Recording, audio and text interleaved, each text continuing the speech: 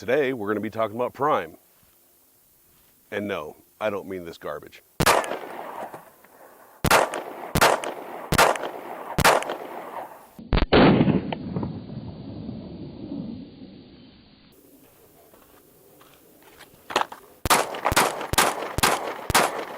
I mean the Canik MC9 Prime.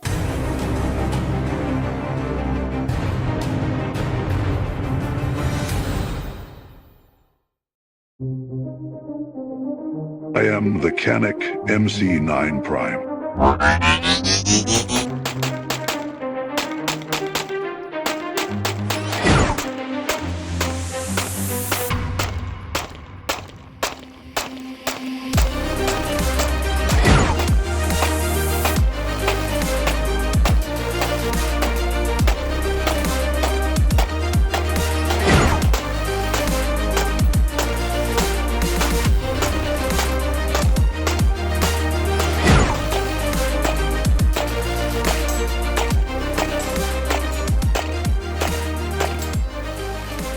That's right, today we are talking about the brand new Canik METE MC9 Prime. Is this thing just internet influencer hype, or is it a hell of a nice gun?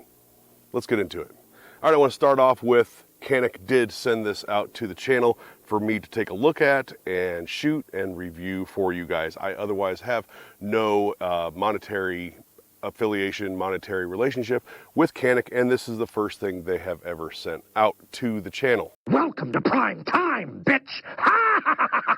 Now this is Canik's offering to a ported slimline compact carry gun. Now this thing is roughly the size of the Glock 48-ish in width, length, and height. It's like 6 3/4 long, just over 1 1/8 inches wide, with a 3 5/8 inch barrel that is ported on 3 places in the end of the barrel. Now the slide is also, of course, ported, and that makes this thing one heck of a little shooter.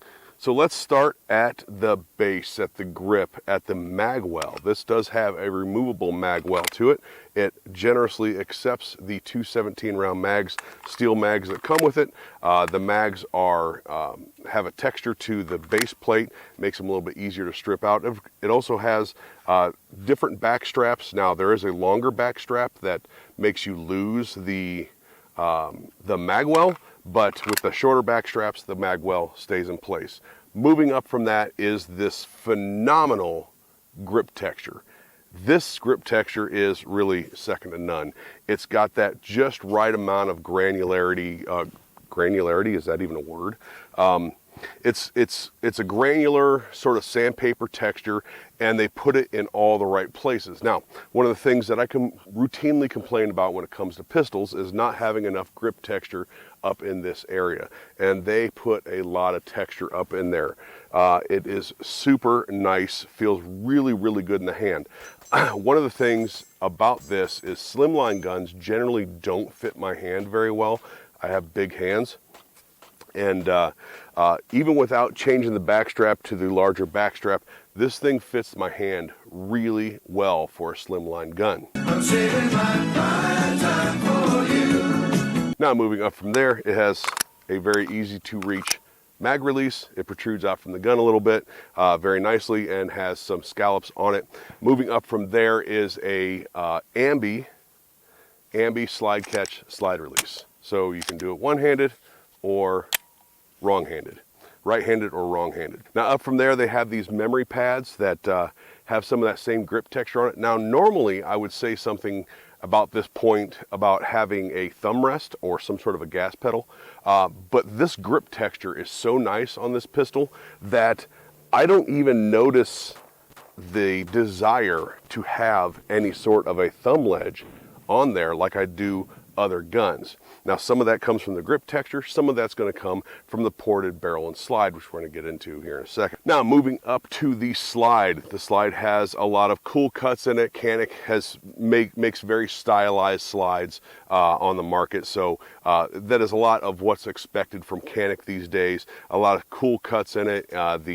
The forward serrations are nice and deep, very usable. Rear serrations the same way, and it is RMSC direct mount footprint along with a couple of night vision sights. And it's a prime time. Now that brings us up to the front of the slide here. The front of the slide has a little window cut in the very top where you can read prime on the barrel, and then it has 3 ports in it, 3 cutouts to match the 3 cutouts or the 3 ports of the barrel. And that porting has made this a super controllable pistol. Again, small guns tend to be snappier, and this thing shoots super flat.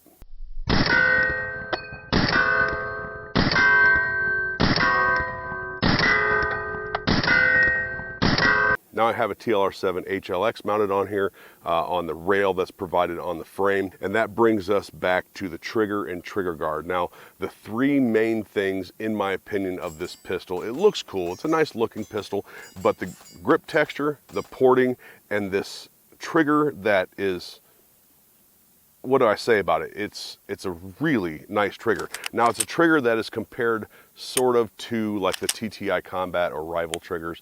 It's got like a 1.5, 1.25 millimeter reset, very light break, and flat face, 90 degree break.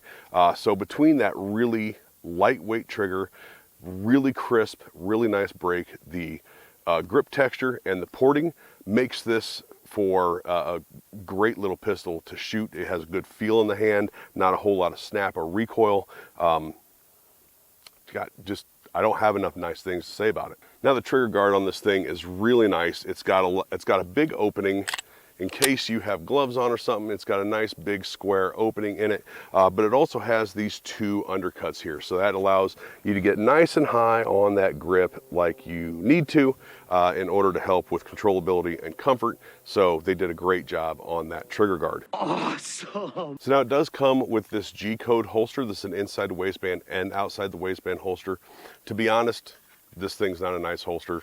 I mean, it's serviceable, it's okay until the market catches up, because I'm sure it will. This is a really nice pistol, and if people get their hands on it, they're really gonna like it.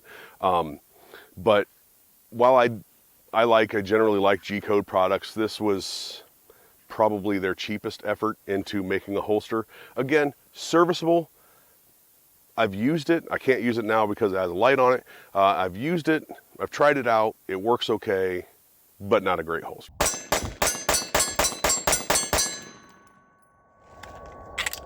Now, this brings us to price. First and foremost, YouTube sensors. You suck!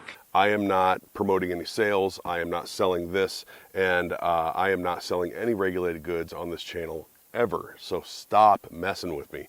All I'm doing is forwarding on information to the viewer so that they can make the most educated decision possible. Thanks. Now, these things are going to MSRP at around $649. What that comes in on the market, I'm not sure, maybe $600, something like that. That's just a guess. But the MSRP is $649, and right away, I think you're getting a lot for the price. If you were to have all of the same stuff done to a Glock 48, better grip texture, mag well, optic cut, ported barrel, window cut slide, light and slide, nice sights. If you were to do all that and put a flat face trigger in it, you're gonna have a hell of a lot more than 650 bucks wrapped up in a Glock 48. All right, everybody, that's all I got for you for the Canik MC9, the METE MC9 Prime, brand new pistol on the market. Influencer hype? I don't think so. I'm sold on that pistol. I really am. So I'm gonna go with it's a winner. Don't forget to hit that like, share, and subscribe button. Check out my links I have down below. I have one that's labeled promo codes and discounts that might help you out in some future stuff that you have going on. Possibly, just check that out. Also, I have other links down below for you to help support the channel and to go check out Canik yourself. Thank you to Canik for sending that out to the channel, and we'll talk to you guys later. I am Optimus Prime. Well, whoop-de-frickin' do.